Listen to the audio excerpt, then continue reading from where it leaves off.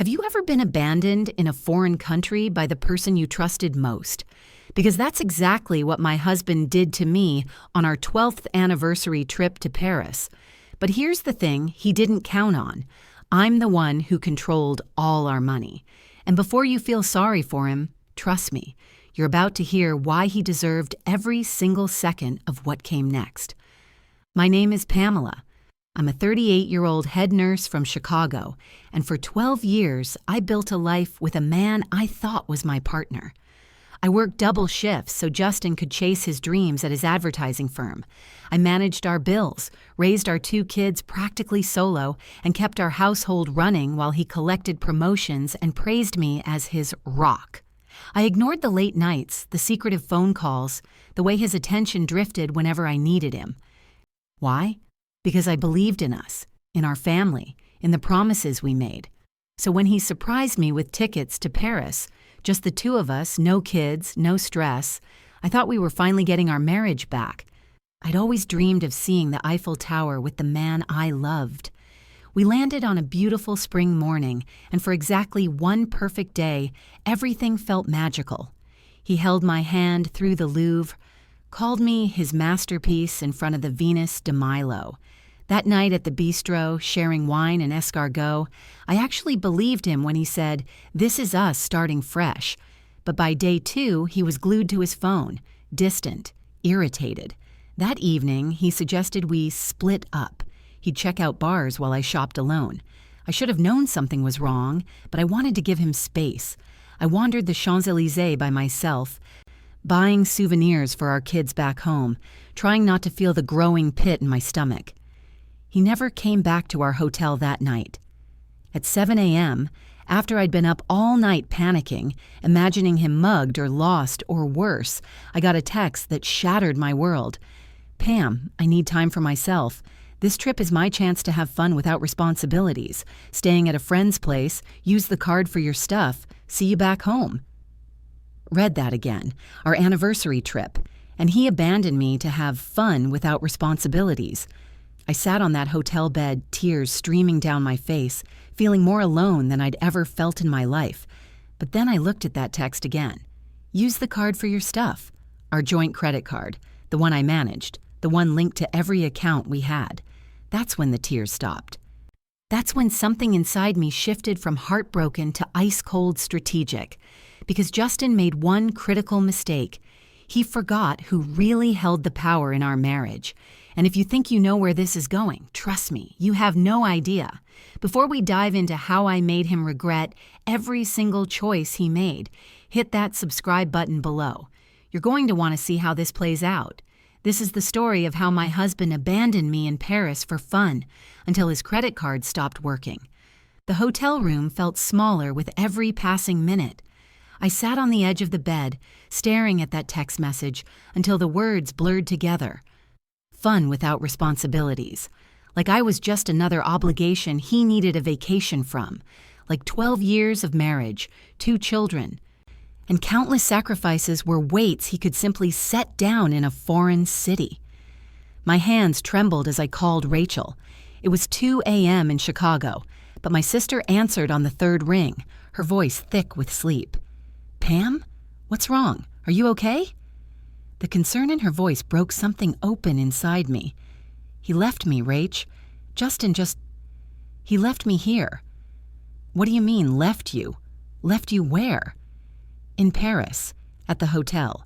He texted me this morning saying he needs time for himself, and he's staying with a friend." "A friend? In Paris? We don't know anyone in Paris." My voice cracked, tears flowing freely now. Rachel's sharp intake of breath told me everything I needed to know. That son of a, "Pam, are you safe? Do you have money? Can you get home?" "I have my card and the return flight is in 5 days. But Rachel, he just abandoned me on our anniversary."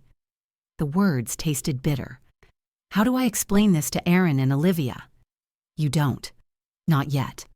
My sister's voice turned fierce, protective. "Right now, you focus on you. The kids are fine.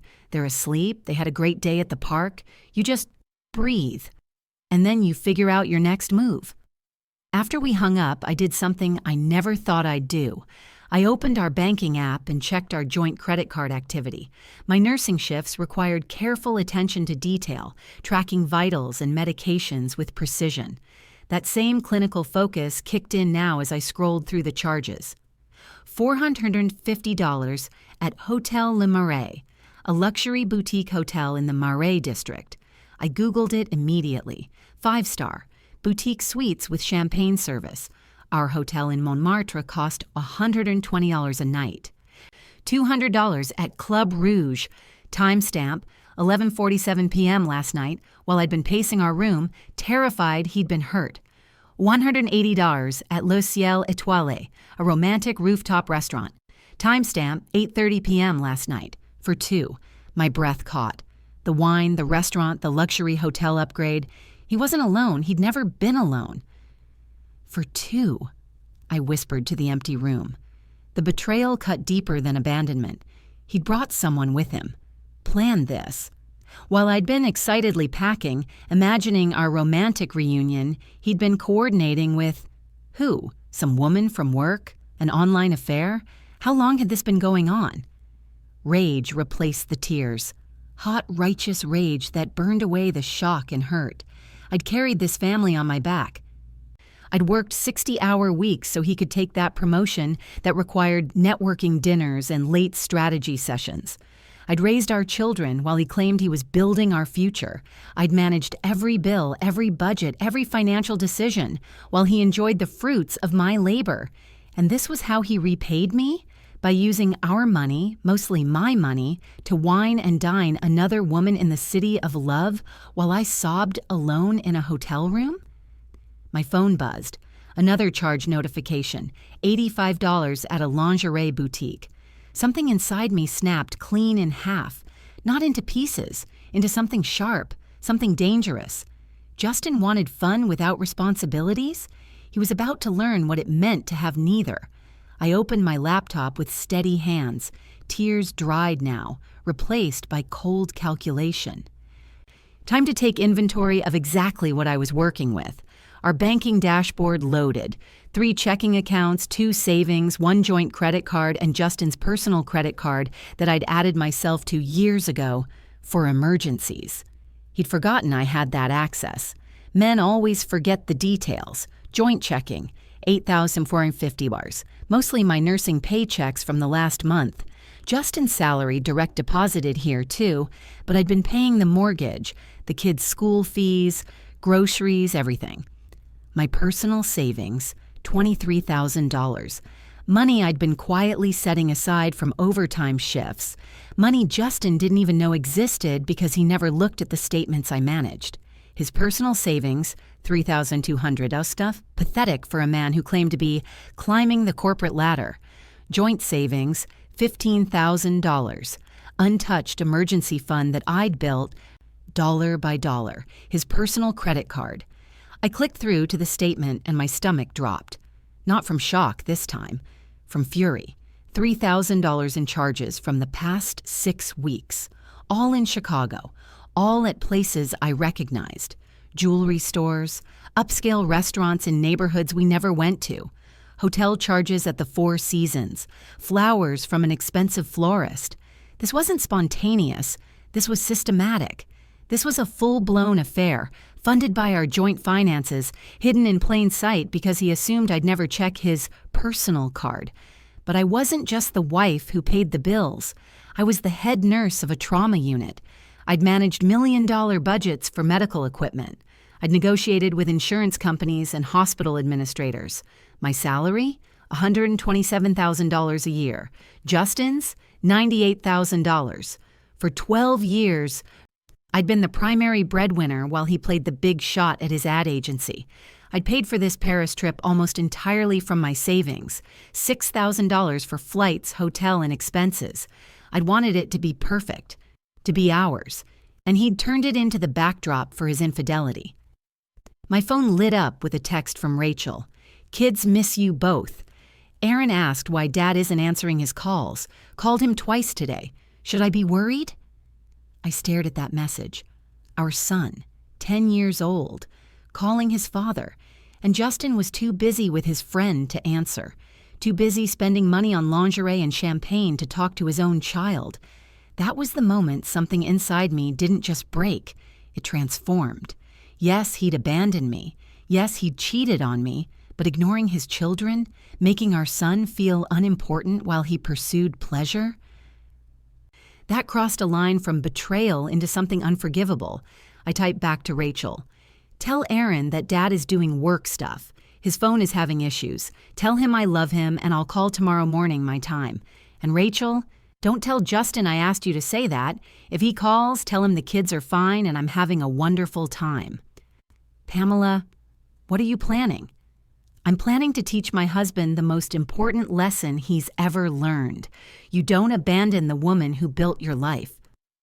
I opened a new browser tab and started documenting everything. Screenshots of every charge, every timestamp, every location. I created a folder on my laptop labeled Paris Trip Photos, where no one would think to look. Inside, I organized evidence like I organized patient charts, methodical, thorough, irrefutable. Justin thought he held the power because he'd walked away first, because he'd made the choice to leave. But power isn't about who leaves. Power is about who controls the resources, who manages the money, who makes the decisions that actually matter. And in our marriage, that had always been me. I'd just been too generous to wield it. My phone buzzed again, another charge notification. $250 at a jazz club, 1:30 a.m., Paris time. I smiled. Not a happy smile, a knowing smile. Keep spending, Justin. Keep having fun. Keep thinking you're getting away with this. Because every charge is evidence. Every purchase is ammunition.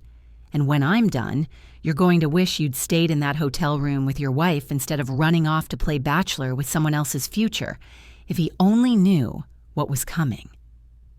Morning light filtered through the curtains, and I hadn't slept. I'd spent the night tracking charges, taking screenshots, and planning. At some point, I'd need to face the day, face Paris, face the fact that I was alone in a foreign country with a shattered marriage and a heart full of rage. I made my way downstairs to the hotel lobby, probably looking as destroyed as I felt. The breakfast room smelled like fresh bread and coffee, but my stomach churned at the thought of eating. Madam Pamela. I turned to find the hotel concierge, a woman in her 60s with silver hair pulled into an elegant chignon, her name tag reading Colette. Her dark eyes held something I hadn't expected. Recognition, not of me, but of the situation. Are you well? You did not seem yourself yesterday when you asked about your husband. The kindness in her voice almost broke me again. He's not coming back. To the hotel, I mean. I couldn't finish.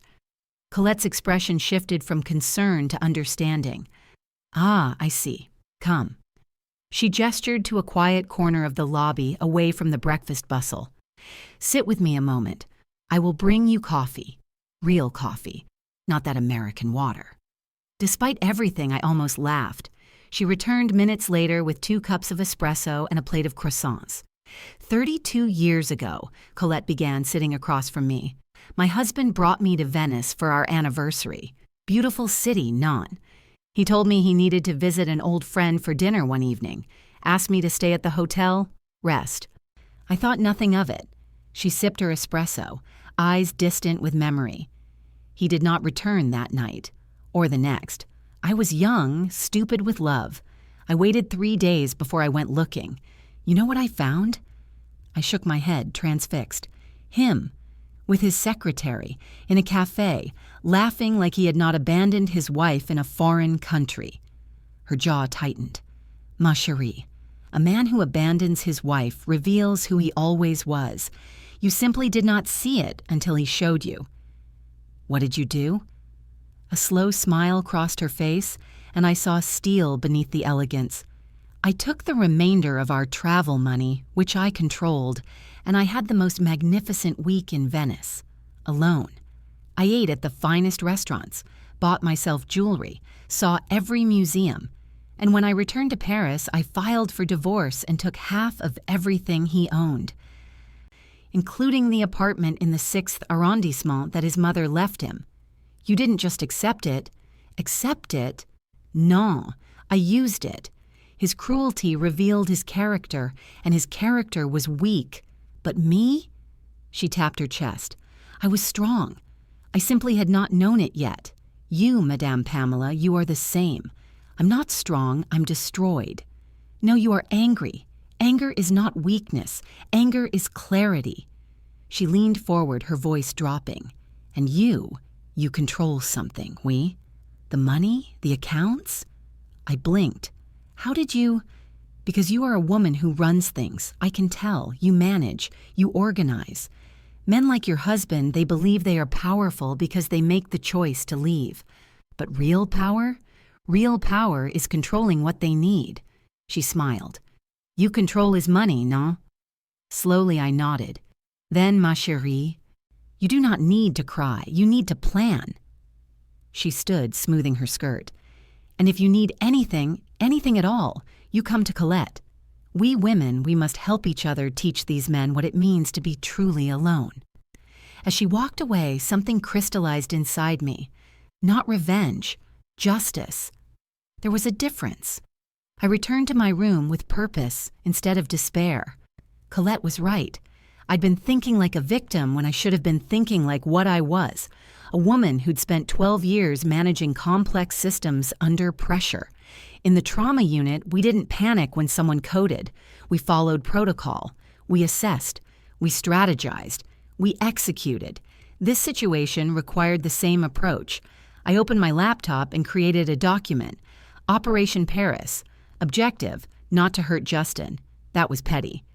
The objective was to teach him that actions have consequences and that the woman he'd underestimated was far more formidable than he'd ever realized. Phase 1. Intelligence gathering. Days 1-3. Continue monitoring all credit card activity. Screenshot every charge with timestamp and location. Document pattern of behavior. Let him believe I'm suffering in silence. Let him continue spending freely. Phase 2. Strategic action. Day 4. To be determined based on intelligence gathered. The element here was surprise. He'd expect me to either beg him to come back or fly home immediately. I'd do neither. Phase 3. Consequences. Days 5-7. To be determined.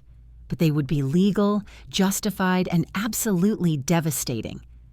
The beauty of this plan was its simplicity. I wasn't going to stoop to his level. I wasn't going to scream or beg or make dramatic scenes. I was going to use the one thing he'd foolishly overlooked. I controlled our finances, all of them. My phone rang. Rachel. How are you holding up? Better than you'd think. Rachel, I need you to do something for me. If Justin calls asking about me or the kids, tell him we're all fine. Tell him I'm having a wonderful time in Paris. Make it sound like I'm completely unbothered. Pamela, what are you doing? What I should have done years ago, taking control.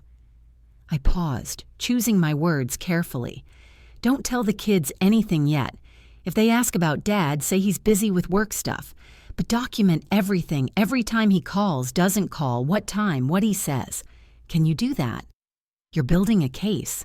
I'm building documentation. There's a difference. You sound different, stronger. I am different. You know what the ironic thing is, Rach? I paid for this trip. I paid for our house. I've been paying for his life for 12 years while he took credit for providing for us.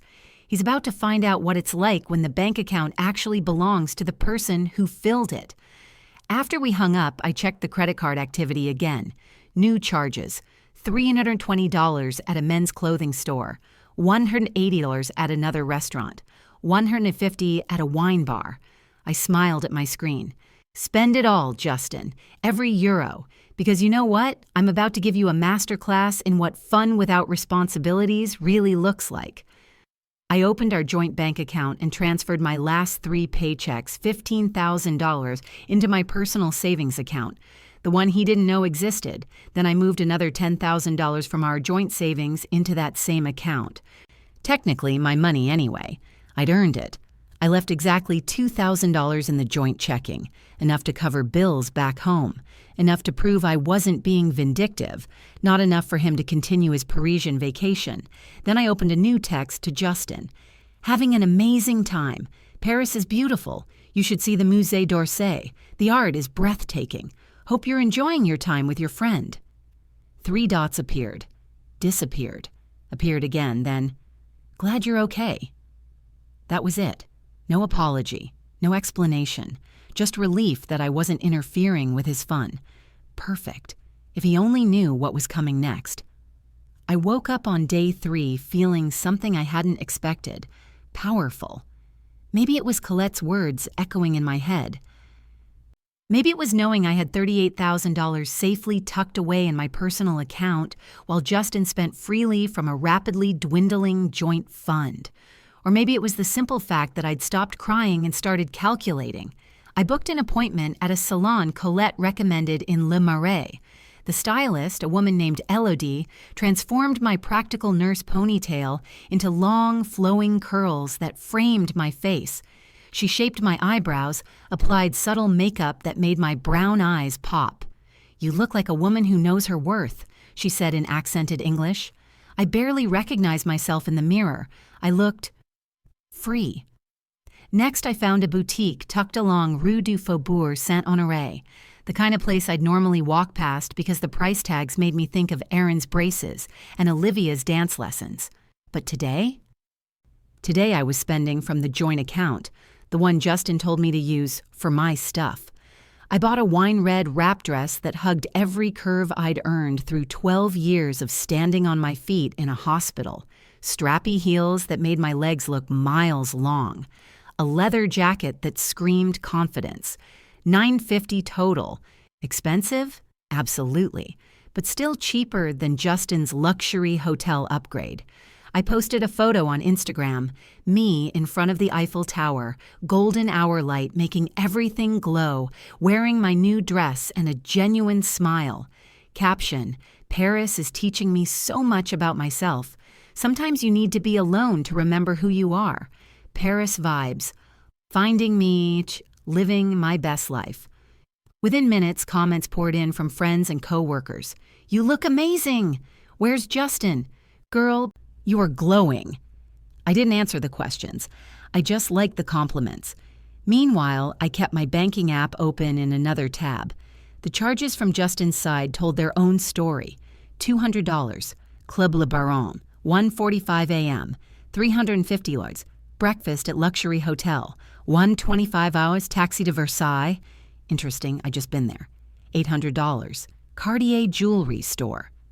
My finger hovered over that last one. 800 euros on jewelry. For her, obviously. For whoever he'd brought to our anniversary trip. I felt the rage bubble up again, but I breathed through it. Rage was useful only when it was controlled. Right now, I needed ice in my veins, not fire. My phone buzzed. Justin. "Hope you're okay. Still need space. Be home Sunday." That was it. No, I miss you. No, I'm sorry. Just a clinical update like he was informing me of a business trip extension. The audacity of this man. I responded immediately. "Having an amazing time. Take all the space you need. Paris is beautiful when you actually appreciate it. See you Sunday." Red receipt showed he'd seen it instantly. 3 dots appeared. Disappeared. Appeared again. Then nothing. Good. Let him wonder. Let him picture me having the time of my life while he played house with some woman who was about to learn a very expensive lesson about dating married men. That afternoon, I took myself to Versailles. The Hall of Mirrors was breathtaking, endless reflections of golden light and Baroque opulence.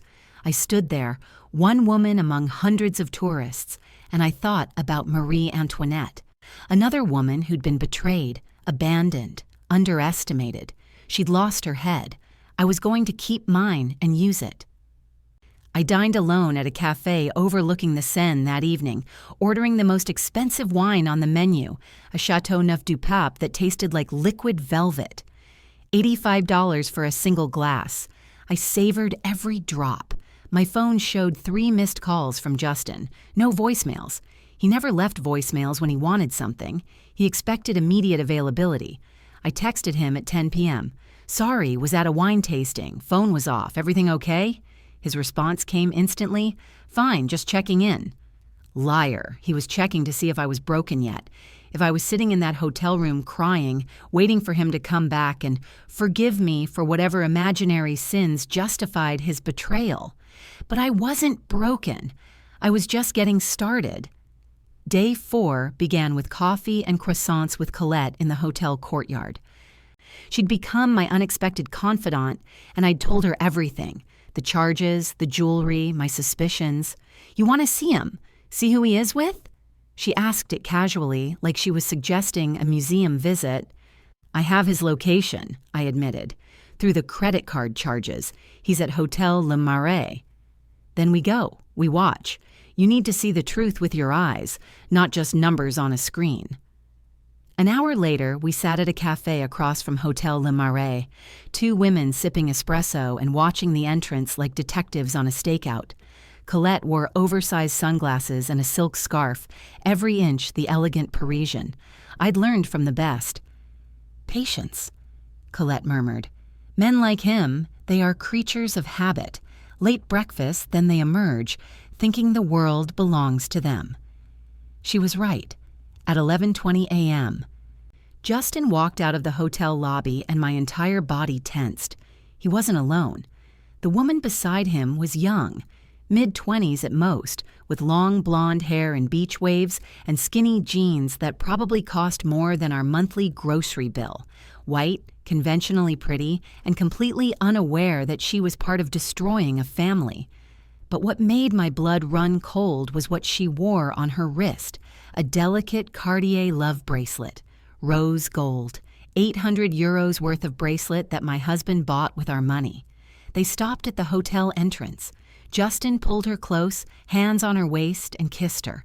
Not a peck, a deep, intimate kiss that screamed, "We're together," to anyone watching. I raised my phone with shaking hands and took photo after photo.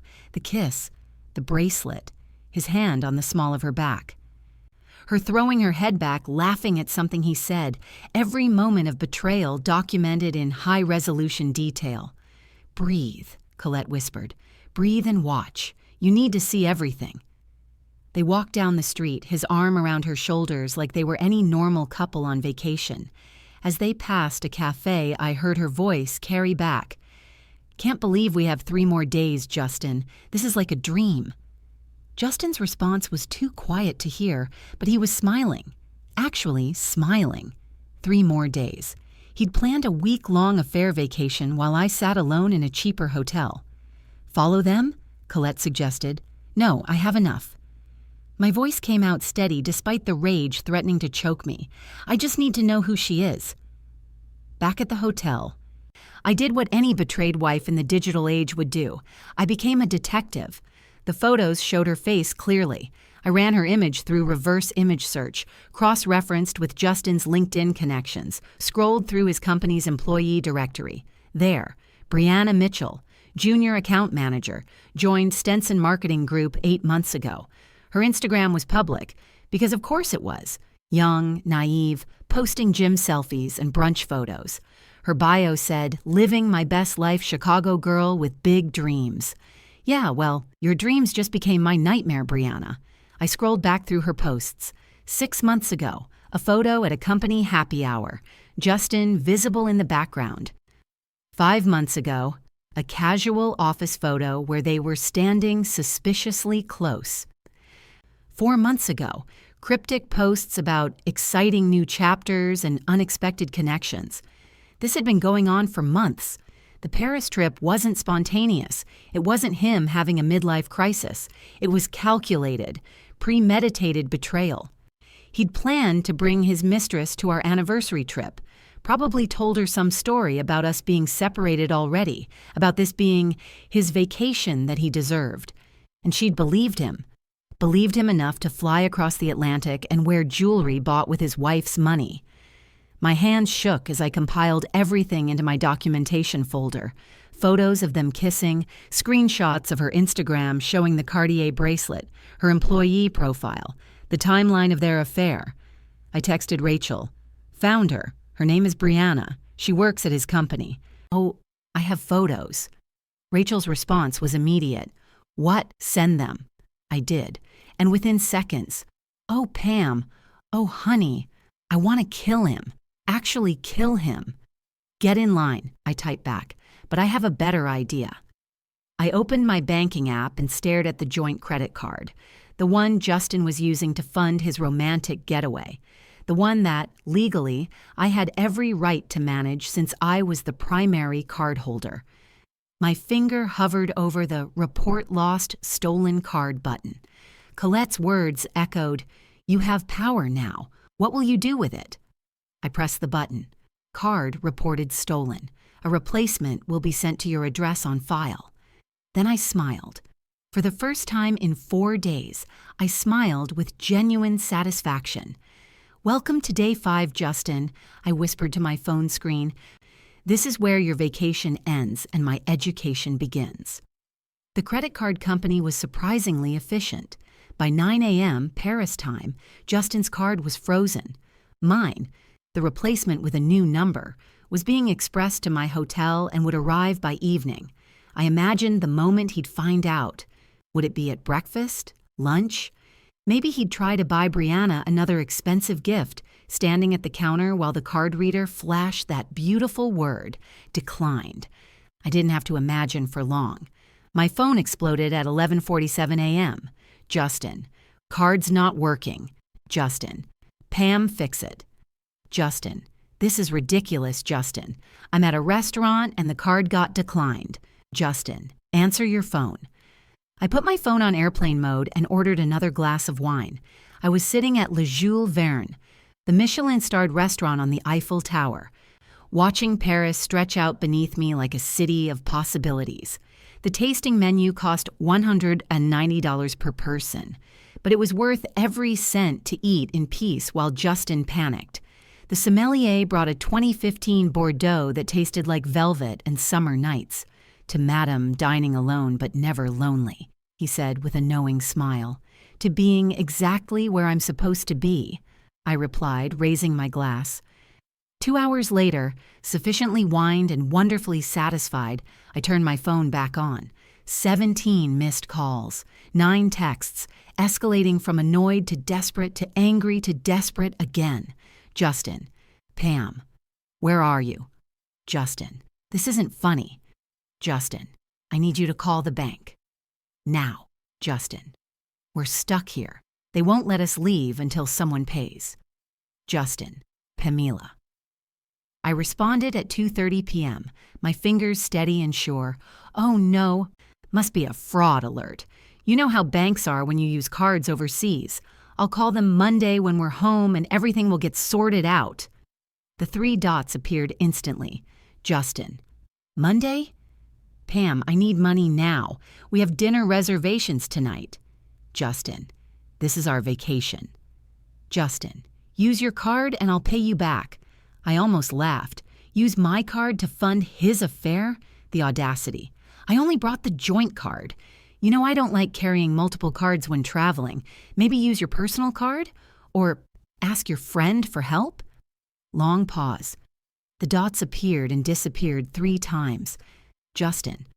"What do you mean?" Instead of words, I sent the photo. Justin and Brianna kissing outside Hotel Le Marais. Clear as day. Undeniable. Then I added, "Cute bracelet she's wearing. Cartier, right?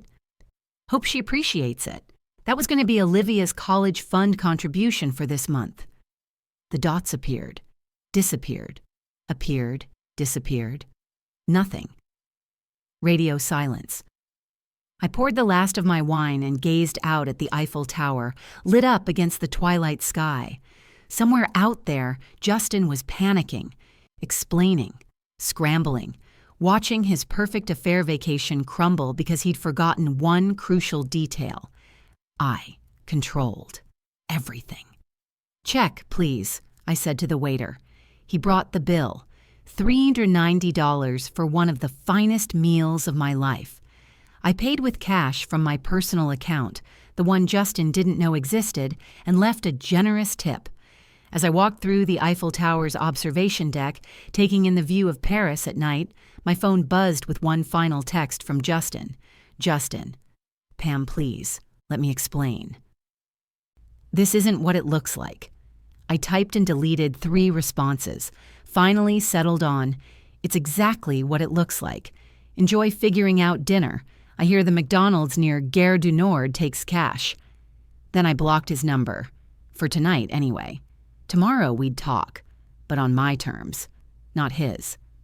I raised my phone and took a selfie with the sparkling Paris skyline behind me, posted it to Instagram with the caption, "Sometimes the best company is your own." The likes and supportive comments poured in within seconds. Justin wasn't among them. I unblocked Justin at midnight, not out of mercy, out of strategy.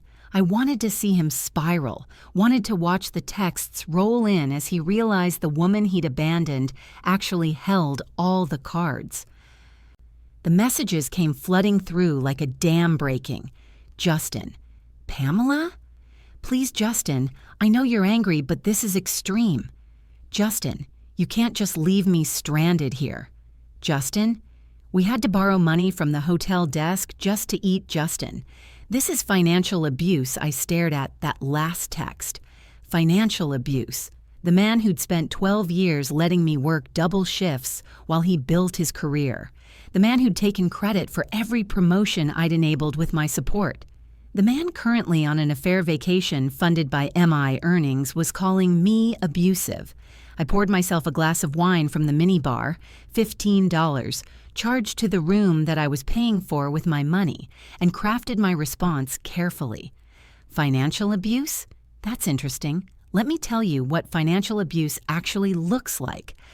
Justin, working 60-hour weeks so your husband can take networking dinners with his mistress, paying the mortgage alone for 3 months when he needed his paycheck for a business investment, discovering $3,000 in hidden charges for jewelry, hotels, and restaurants with someone who isn't your wife, having your husband abandon you in a foreign country and tell you it's because he needs fun without responsibilities. You want to talk about abuse? Try being ignored by your father while he's too busy buying another woman expensive bracelets. Try being 10 years old calling your dad and getting voicemail because he's too busy to answer. That's abuse, Justin. What I'm doing, this is called consequences. I hit send and watch the delivered receipt appear. Read receipt, 12:03 a.m. 3 dots appeared immediately. Disappeared, appeared. Justin. The kids called? Justin. When did Aaron call? Too late for fatherly concern now. Day 2 of your vacation, and day 3, and today. Rachel has a log. More dots. Then, Justin. Pam, I'm sorry. You're right. I messed up. Just please unfreeze the card so we can talk about this like adults when we get home. Use your personal card. Justin. I tried. It's not working either. Huh, that's weird. Banks must really be cracking down on fraud overseas. Did you try calling them? Of course I knew why his personal card wasn't working. I'd called that bank too, reported suspicious overseas activity, requested a fraud investigation that would freeze the account for 3 to 5 business days, pending verification, all perfectly legal when you're listed as an authorized user on the account. Justin. Pamela. This isn't a game. Justin. How am I supposed to get back to the hotel? Justin. Brianna had to pay for everything today and she's pissed. Oh no, Brianna's pissed. The woman wearing my daughter's college fund on her wrist is pissed. Let me find my violin. Justin. You don't understand. She didn't know about you. I told her we were separated. There it was. The truth I'd suspected but hadn't confirmed. He'd lied to her too. Told her I was already out of the picture, made himself the victim of a failed marriage who deserved happiness with someone younger, prettier, less responsible. That's fascinating. So you lied to her and to me. Must be exhausting keeping track of all your stories. Justin. I'm trying to apologize, Justin. What do you want from me? What did I want? I wanted him to feel what I'd felt waking up alone in a foreign city. I wanted him to experience the panic of having no resources and no support. I wanted him to understand that the life he'd taken for granted, the house, the comfort, the stability, existed because I'd built it. But most of all, I wanted him to know he'd lost. What do I want? I want you to ask your girlfriend to pay for your vacation. After all, she's been enjoying the benefits. Time to contribute to the cost. Justin. She already left, Justin. She called me a loser and left me at the metro station. I smiled, actually smiled with genuine pleasure. Shame. Guess the romance dies when the money runs out. Welcome to reality, Justin. Population, you. I blocked him again and went to sleep like a baby. Morning came with a knock on my door. Colette stood in the hallway with coffee and croissants, her expression somewhere between amused and impressed. I heard from the front desk. Your husband tried to extend his stay at Hotel Le Marais. His card was declined. All of them. Her eyes sparkled. Was that you? That was careful financial management, I replied, inviting her in. Can't be too careful about fraud these days. She laughed, a genuine delighted sound. Ma chérie, you are magnificent. What happens now? Now? I bit into a croissant, buttery and perfect. Now I remind him what it's like to have nothing. My phone showed 12 missed calls from Justin, but I'd kept it blocked overnight. When I unblocked him temporarily, the voicemails poured through. Pam, come on, this is ridiculous. I get it, you're mad, but you can't just... Delete. I'm serious. I need money for food. I haven't eaten since yesterday. Please. Delete. The hotel kicked me out. I had to find a hostel. Do you know what hostels are like here? There's 6 people in my room and... Delete. Fine. You win. You're vindictive and petty and you've made your point. Can we please just... Delete. The last one made me pause. I'm sorry, okay? I'm really, truly sorry. I was an idiot. I got caught up in something stupid and I thought... I don't know what I thought. But I love you and the kids and I need help getting home. My flight is tomorrow and I don't even have money for the train to the airport. Please, Pam, please. His voice cracked at the end. He sounded broken, desperate. Like I'd sounded 4 days ago when I discovered his text message. I felt nothing. No sympathy. No urge to rescue him. Just cold, clear certainty that he'd earned every second of this. I texted, "You love us? Interesting? The man who ignored his son's phone calls for 4 days loves us? The man who spent $3,000 on his mistress loves us? Define love for me, Justin, because I don't think that word means what you think it means." His response was immediate. "Justin, I'll make it up to Aaron. I'll make it up to all of you. Just please, I need to get home. Justin, can you at least send me money for food?" I thought about it, really thought about it. Would keeping him starving actually teach him anything? Or would it just make me the villain in a story where I was the victim? Then I remembered the Cartier bracelet, the luxury hotel, the romantic dinners while I cried alone. The way he'd dismissed my pain as inconvenient to his fun. I'll activate your card with a $100 limit. That's what I lived on for a week during my last semester of nursing school while you were out partying with your frat brothers. You remember? When you borrowed $200 from me and never paid it back because we were about to be married anyway? Consider this your education and gratitude.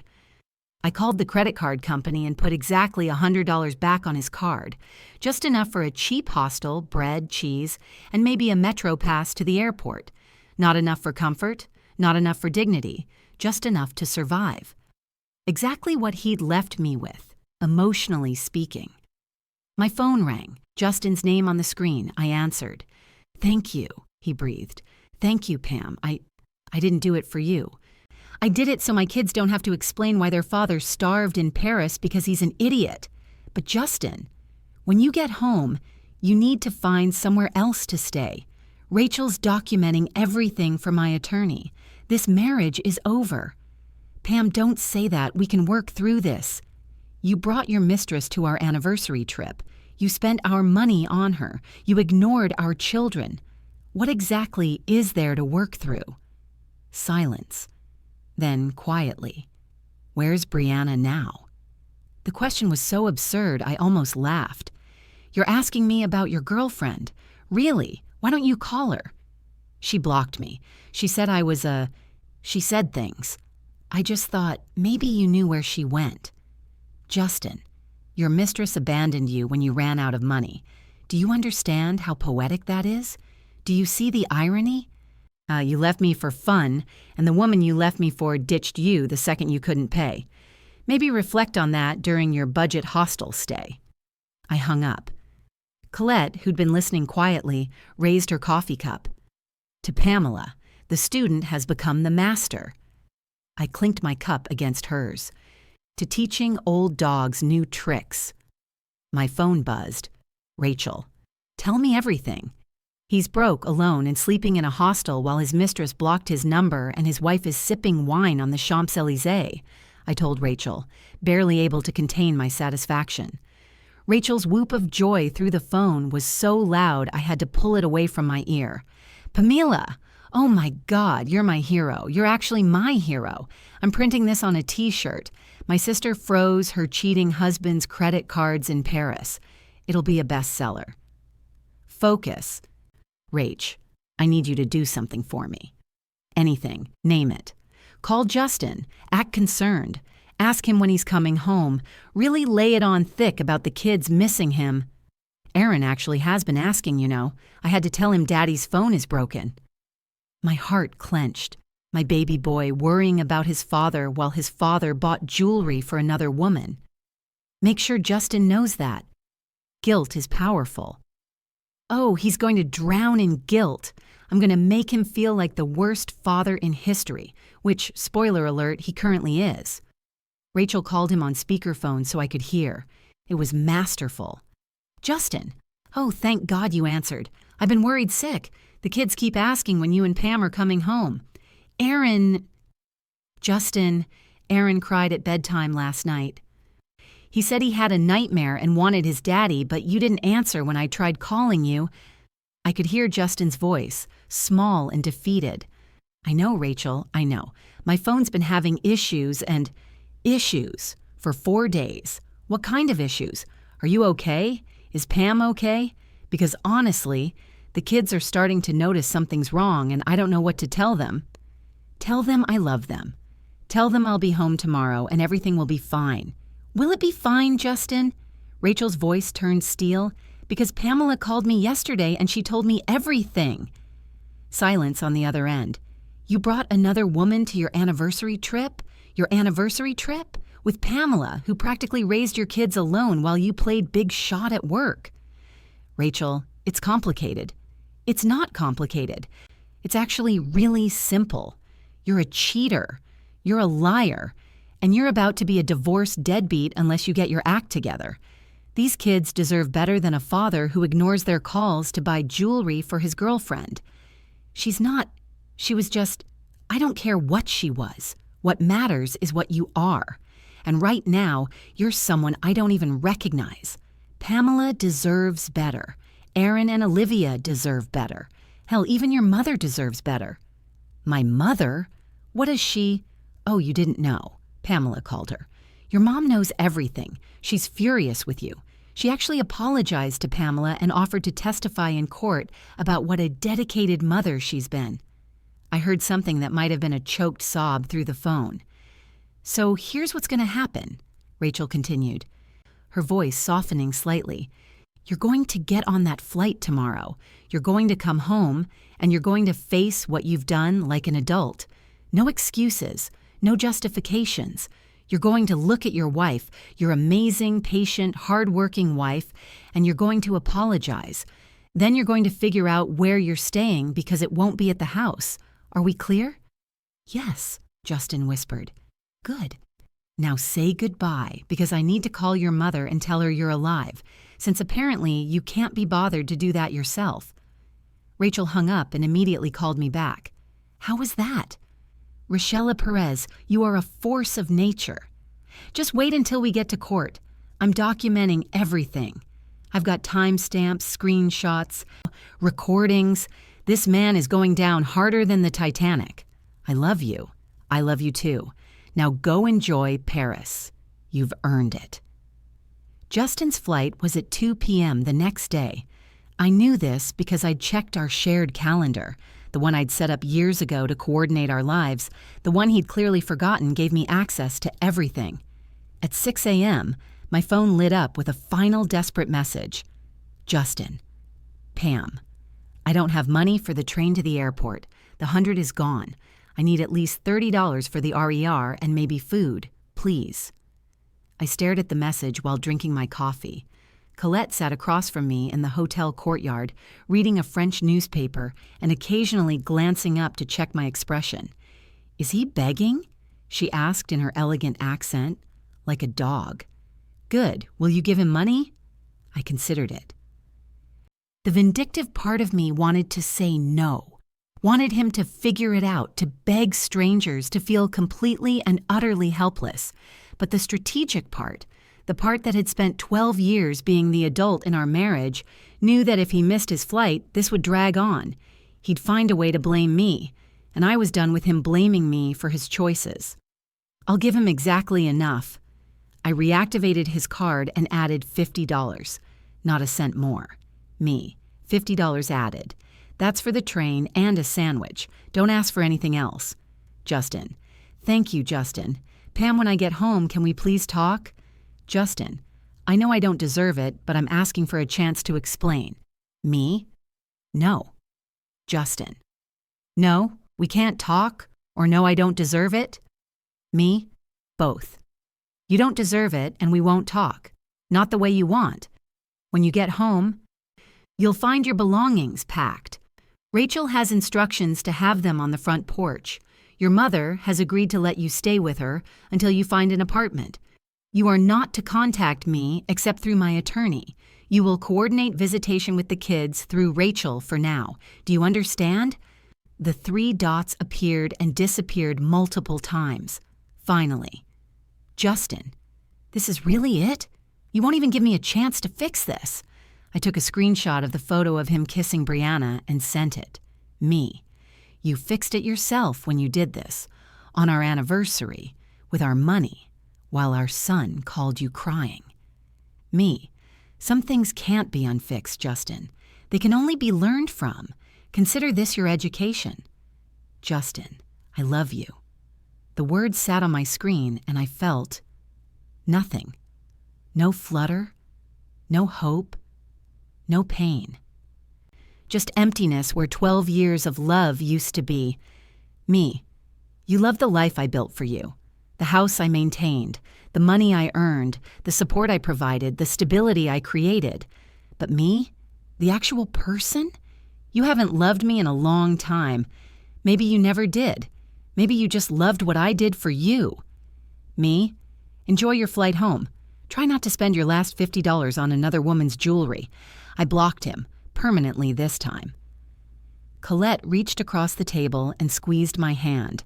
How do you feel? Free, I said, and I meant it.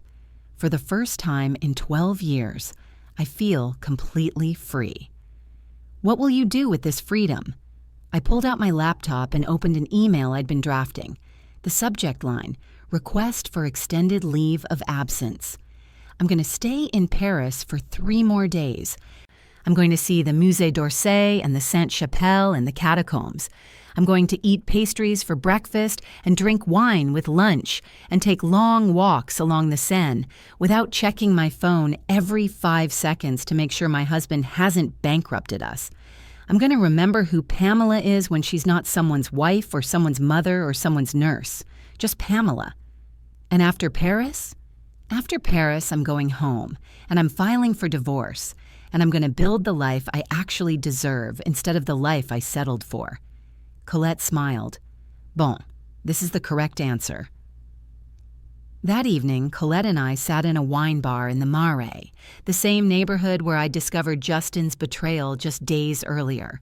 Somehow, it felt fitting to drink wine and celebrate freedom, mere blocks from where my heart had broken.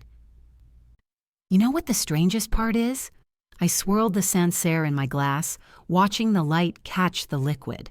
I thought I'd feel triumphant, victorious, but mostly I just feel sad.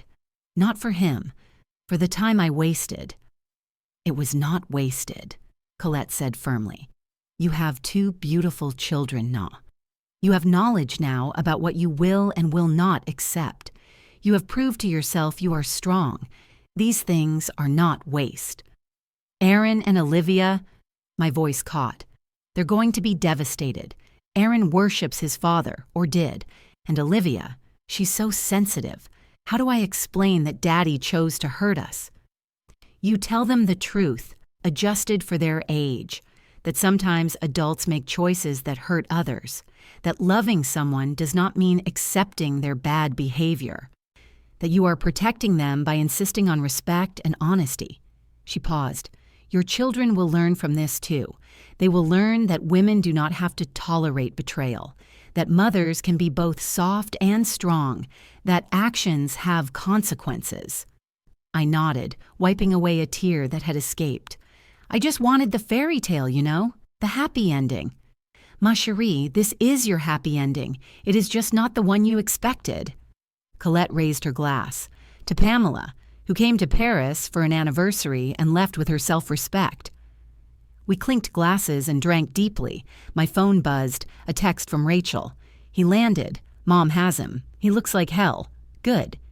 Followed by another message. Pam, are you really sure about the divorce? I know he's an idiot, but 12 years is a long time to throw away. I typed carefully. I'm not throwing away 12 years. He threw away 12 years. I'm just refusing to spend the next 12 cleaning up his mess. Rachel. Fair point. Lawyer's name is Jennifer Kowalski. I already called her. She's expecting you Monday. Me. Thank you for everything, Rach. I love you. Rachel. Love you too. Stay in Paris, eat all the cheese. Kiss a hot French guy if you want. You're technically still married, but morally you're free. I laughed. Actually laughed. Colette raised an eyebrow. Good news? My sister thinks I should kiss a French man. Do you want to? No, I realized. I want to kiss myself, metaphorically. I want to celebrate just being me for a while. No man, no responsibilities beyond my own happiness. Just Pamela figuring out what she wants instead of what everyone else needs. This is also good, Colette approved. Men will always be there. But this time, this moment of becoming yourself again, it is precious. Do not rush it. We ordered another bottle of wine and talked until the cafe closed. Colette told me about her life after her divorce, how she'd traveled solo through Southeast Asia, learned pottery, eventually opened a small art gallery before becoming a concierge, how she'd found love again 15 years later with a widower who treated her like the treasure she was. But the years alone, she said softly, those were the years I learned myself. And that knowledge, who you are when no one is watching, when no one is depending on you, when you are simply being, that is worth more than any marriage certificate. As I walked back to my hotel that night, the Eiffel Tower lit up like a beacon against the dark sky. I felt something shift inside me. Not healing yet. It was too soon for that, but possibility, the faint, flickering start of possibility. My last full day in Paris started with purpose. I'd spent a week learning to be strategic, patient, strong. Now it was time to be thorough. I opened my laptop and created a master document, evidence of infidelity and financial misappropriation.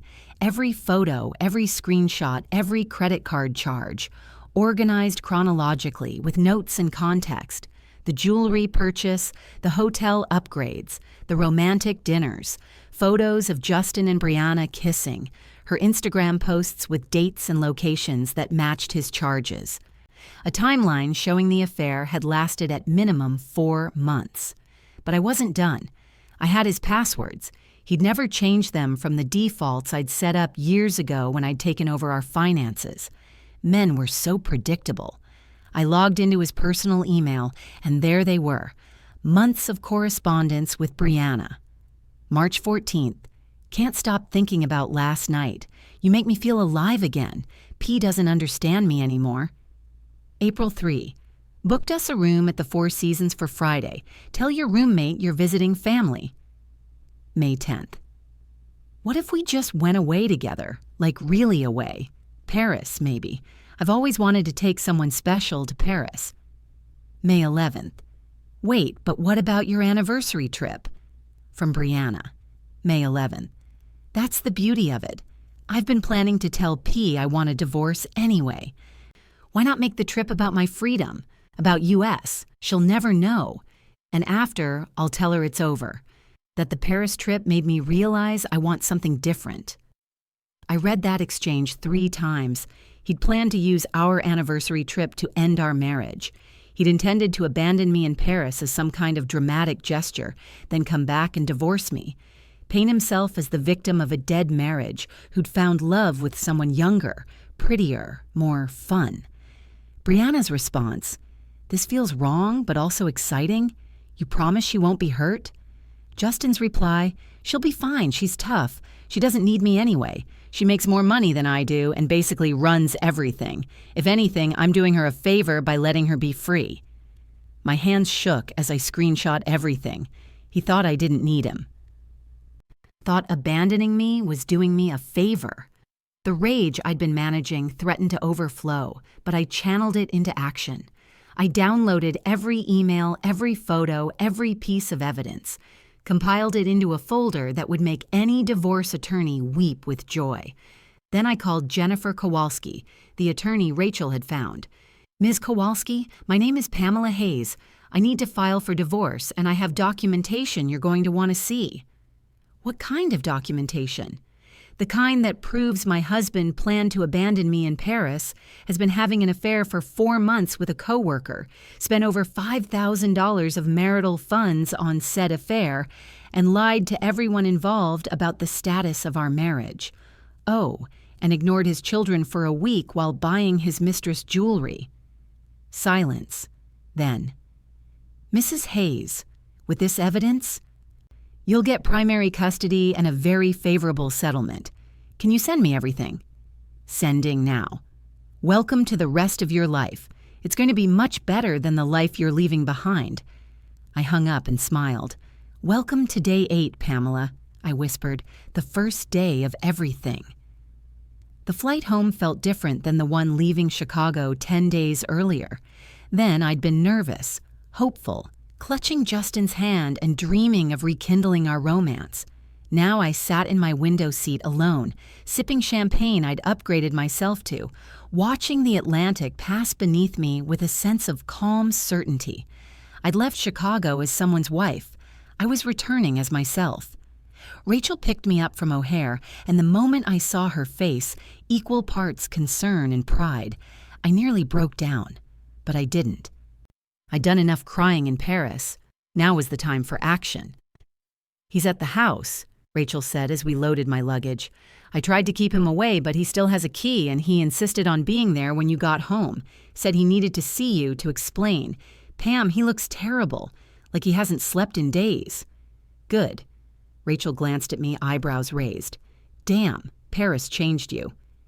"Paris revealed me," I corrected. "There's a difference." The house looked exactly the same.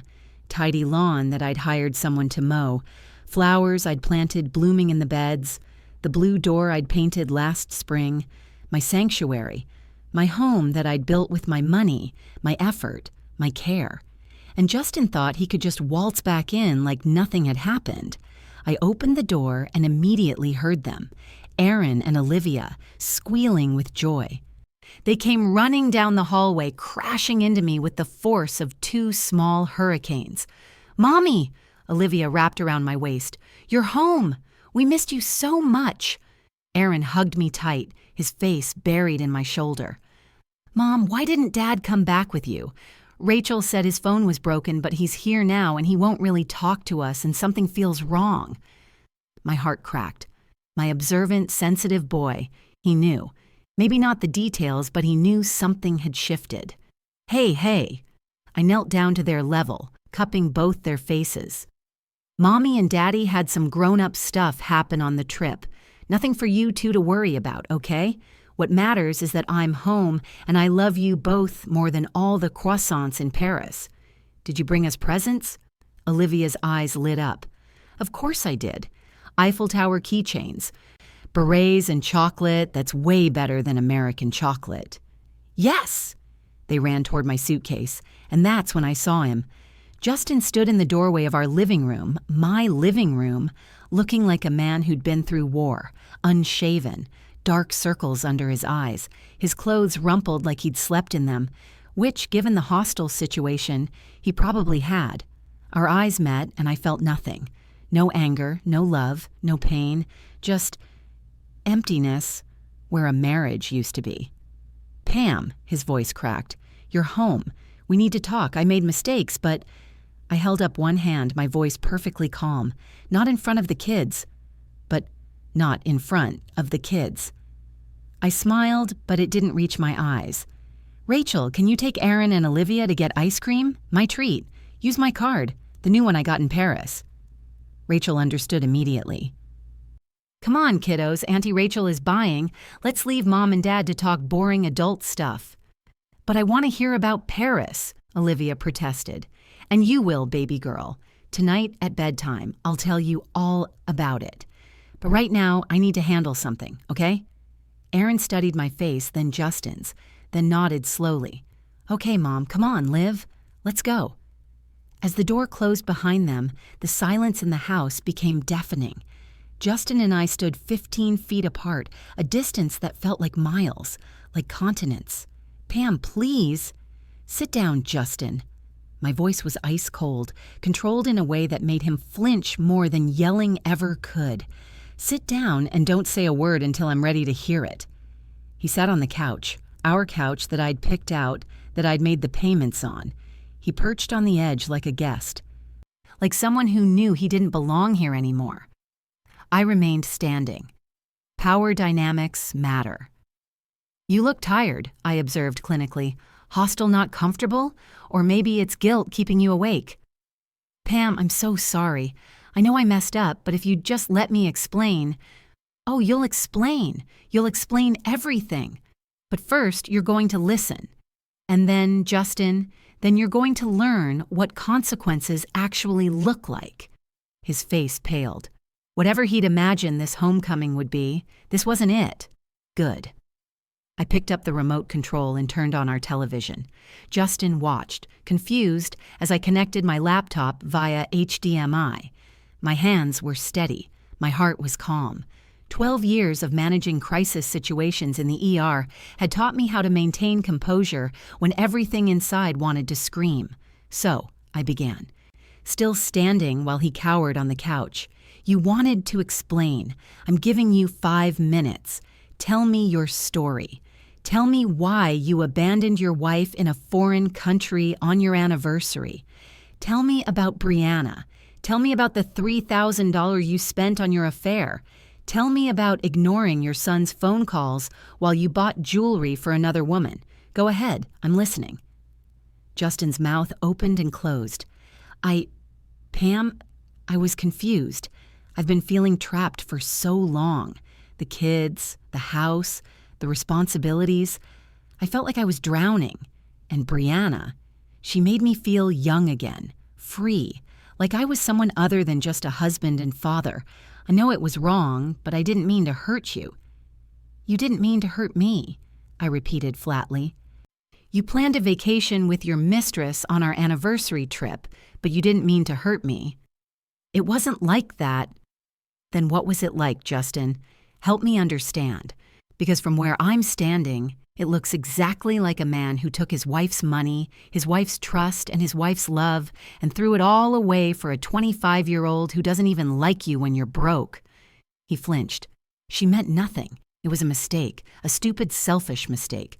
But Pam, we can get past this. Couples survive affairs all the time. We can go to counseling. Did you plan to divorce me? The question stopped him cold. What? I clicked the remote. The first slide appeared on our TV screen, an email from Justin to Brianna dated May 11th. That's the beauty of it, I read aloud. I've been planning to tell P I want a divorce anyway. Why not make the trip about my freedom? About US. She'll never know. And after, I'll tell her it's over. Justin's face drained of all color. Where did you get that? You used the same passwords I set up 5 years ago. You always were lazy about security. I clicked again. Another email appeared. Then another. Then photos of him and Brianna kissing. Then credit card statements highlighted with his affair spending. Click, click, click. Each image was a nail in the coffin of our marriage. You planned this, I said softly, dangerously. You didn't have a moment of weakness. You didn't make a mistake.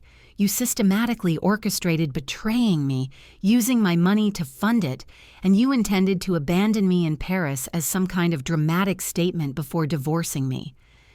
You told Brianna I didn't need you because I make more money than you do.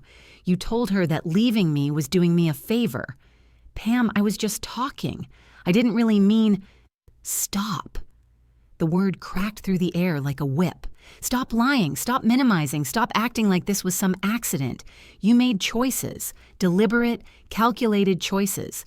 And now, Justin, you get to experience the consequences of those choices. I reached into my bag and pulled out a manila envelope. Rachel had picked it up from the attorney's office yesterday. Expedited service because Jennifer Kowalski was as efficient as she was ruthless. These are divorce papers. You're being served right now in our home because irony is a beautiful thing. I tossed the envelope onto the coffee table between us. You wanted freedom from responsibilities? Congratulations. Bah, you're free. Justin stared at the envelope like it was a snake. Pam, don't do this, please. I know I hurt you, but we have 12 years together. We have kids. We have a life. We had a life. You destroyed it. I clicked the remote one more time. The screen filled with a spreadsheet I'd created. This is what our life actually looked like, Justin. Column A, my contributions to this marriage, my salary, my overtime, my management of every single bill, my childcare, my housework. Column B, your contributions, your salary, which is $29,000 less than mine, your networking dinners that I now know were affairs, your 3 hours a week of quality time with the kids. I let him stare at the numbers, let them sink in. You called me your rock, your queen, but really I was your ATM and your maid and your excuse. You got to play successful marketing executive while I did everything that actually kept this family functioning. And when I finally got 1 week to be celebrated, to be prioritized, you used it to audition my replacement. That's not fair. What's not fair is what you did to our children. Aaron called you crying and you ignored him because you were too busy buying Brianna a bracelet. What's not fair is that I've spent 12 years sacrificing my dreams, my promotions, my time, so you could chase yours. What's not fair, Justin, is that you made me feel like I wasn't enough when the truth is you were never enough for me. I just loved you too much to see it. Justin's face crumpled. Pam, please. The papers outline everything. I'm seeking primary custody with supervised visitation until you prove you're a stable parent. I'm keeping the house because I paid the down payment and 90% of the mortgage. You'll pay child support based on your actual income, and I'm requesting 70% of our shared assets because I can prove I contributed more financially throughout our marriage. You're taking everything. No, Justin. You took everything when you chose Brianna over our family. I'm just refusing to let you take anything more.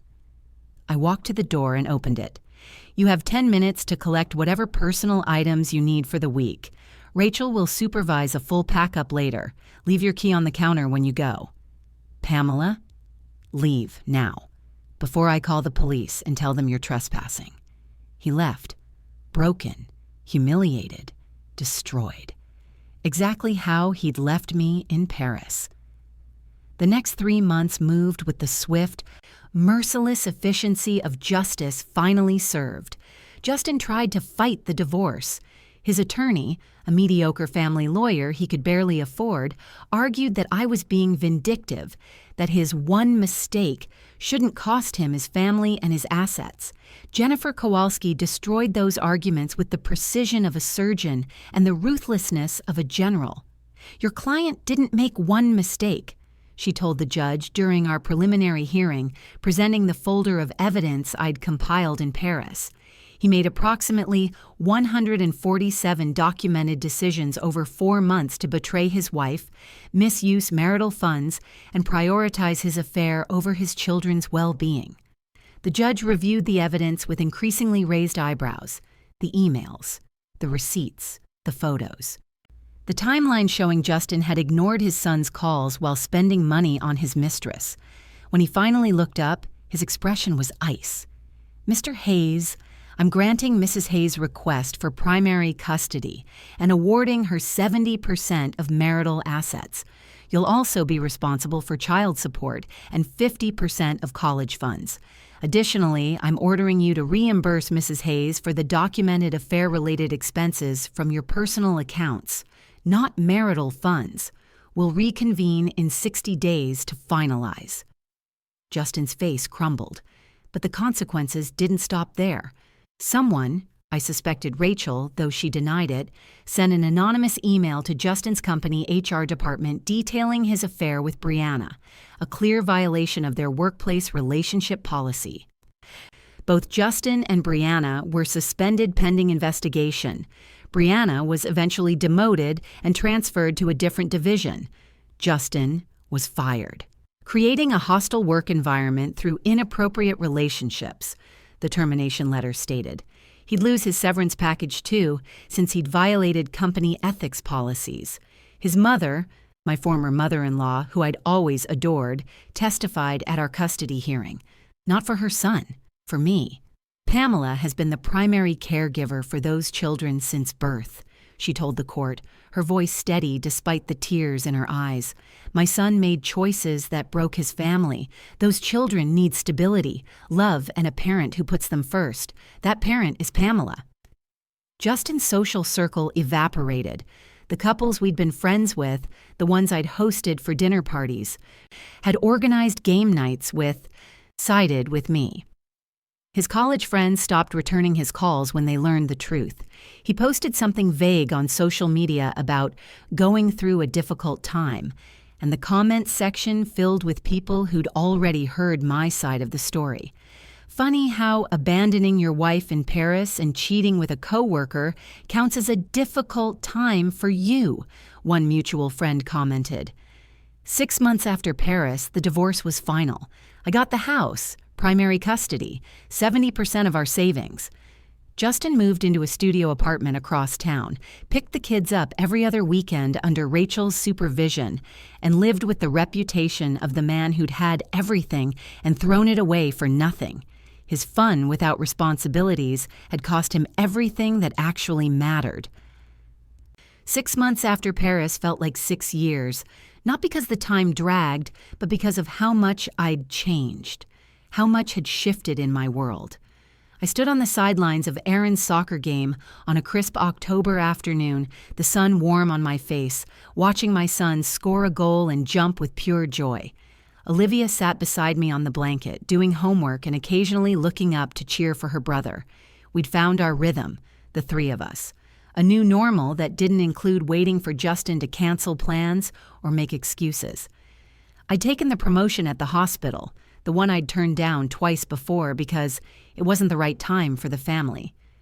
As head of emergency services, I made $168,000 a year now, and I loved every challenging, exhausting, meaningful second of it. The kids adapted to my new schedule. We hired a wonderful nanny, Mrs. Chen, who picked them up from school and helped with homework until I got home. I'd started dating, casually, nothing serious. A physician from radiology took me to dinner. A lawyer I met at a conference asked me to the theater. I said yes to the ones who interested me and no to the ones who didn't, and I felt no guilt about either choice. For the first time in my adult life, I was dating because I wanted to, not because I needed to. "Mom, did you see my goal?" Aaron ran over, sweaty and grinning. "I saw. You were amazing, baby." I hugged him, not caring that he was gross. These moments, simple, pure, uncomplicated, these were what mattered. "Dad's here," Olivia said quietly, nodding toward the parking lot. I turned and saw Justin climbing out of an aging sedan. He'd had to sell his BMW to cover legal fees. He looked smaller somehow, diminished. The confident swagger gone, replaced by the hesitant shuffle of a man who'd lost his place in the world. He approached us slowly, like he wasn't sure of his welcome. "Hey, kids," he said, his smile not quite reaching his eyes. "Good game, Aaron." "Thanks, Dad." Aaron's hug was brief, perfunctory. Not cold, but not the hero worship that used to shine in his eyes when he looked at his father. Justin's gaze moved to me. "Pam, you look good, really good." I did look good. I knew it. I'd lost the stress weight I'd carried for years, started doing yoga, bought clothes that made me feel powerful instead of practical. Got regular haircuts at a nice salon instead of squeezing in bargain trims between shifts. "Thank you, Justin. Could we talk? Just for a minute? I've been wanting to tell you that I've changed. I'm in therapy. I'm working on myself. I know I don't deserve another chance, but—" "Justin." I kept my voice gentle but firm. "We're co-parents now, that's all. You taught me a valuable lesson in Paris. I don't need anyone who doesn't need me. And the truth is, I don't need you. Not as a husband, not as a partner. I've built a life I actually love, and it doesn't have room for someone who doesn't value me." His face fell. "So that's it? There's no possibility—" "There's possibility for you to be a good father to our children. There's possibility for you to show up consistently and prove you've actually changed. But us? That door closed the moment you chose to walk through a different one in Paris." I gathered Olivia's books and Aaron's water bottle. "Come on, kids. Let's go get celebratory ice cream." As we walked away, I felt Justin's eyes on my back, but I didn't turn around. I just kept walking forward. 1 year later, I stood in the same hotel lobby in Montmartre where my world had shattered. But this time, I wasn't alone in my grief. This time, Aaron and Olivia flanked me, their eyes wide with wonder at the Parisian architecture. "This is where you stayed, Mom." Aaron studied the ornate ceiling. "It's so fancy." "It is, isn't it?" I smiled, running my hand through his hair. "I have a friend here I want you to meet." Colette emerged from the concierge desk, her face lighting up when she saw me. "Ma chérie! And these must be the beautiful children. Colette, meet Aaron and Olivia. Kids, this is Madame Colette. She helped me when I needed it most." We spent the week showing my children Paris through my new eyes. Not the Paris of abandoned wives and broken hearts, but the Paris of possibility and transformation. We climbed the Eiffel Tower, got lost in the Louvre, ate croissants for breakfast and crepes for dinner, took a boat ride on the Seine at sunset while Olivia practiced her French numbers, and Aaron pointed out every architectural detail he'd researched. On our last evening, after tucking them into bed in our hotel room, I walked down to the courtyard where Colette waited with wine. "You are different," she observed. "Lighter." "I survived the storm," I said. She laughed, shaking her head. "Non, ma chérie. You didn't survive the storm. You became the storm." And she was right. If you're watching this story and you're going through betrayal right now, I need you to hear something. Your pain is valid. Your heartbreak is real. Your rage is justified. Feel all of it. Sit with it. Let it wash over you. But then, and this is crucial, recognize your power. Because here's what I learned in Paris. Sometimes the best revenge isn't getting even. It's getting better. Justin thought abandoning me would set him free. He thought he'd escape responsibility and find happiness with someone younger and less complicated. Instead, he lost his family, his home, his reputation, and his job. Not because I destroyed him, but because his own choices had natural consequences that I simply stopped shielding him from. Meanwhile, I found myself. I remembered who Pamela was before she became someone's wife, someone's mother, someone's emotional support system. I took the promotion. I built the life I'd been deferring. I showed my children what it looks like when a woman refuses to accept less than she deserves. To everyone who's ever been left behind, freeze their cards metaphorically or literally. Take back your power, not through revenge, but through refusing to be diminished. Stop protecting people from the consequences of their own actions. Stop making yourself smaller so they can feel bigger. Sometimes the person you need to rescue is yourself. Which city are you watching from right now? Have you ever had to walk away from someone who didn't value you? Have you ever realized that the person you thought was your foundation was actually the weight holding you down? Like this video if you agree. Your worth isn't determined by someone else's ability to see it. Comment below, what would you have done in my situation? Because here's the truth they don't tell you in romance movies. Happy endings aren't always about finding love. Sometimes they're about finding yourself. And that ending? That's the one worth fighting for. Paris will always be the city where I found out what I'm worth. And trust me, it's a lot more than just an ever deserved. If this story resonated with you, subscribe to hear more stories about people who took back their power. Because you're not alone, you're not powerless, and you're definitely not stuck. You're just one decision away from becoming your own hero. From Paris, with Power, Pamela.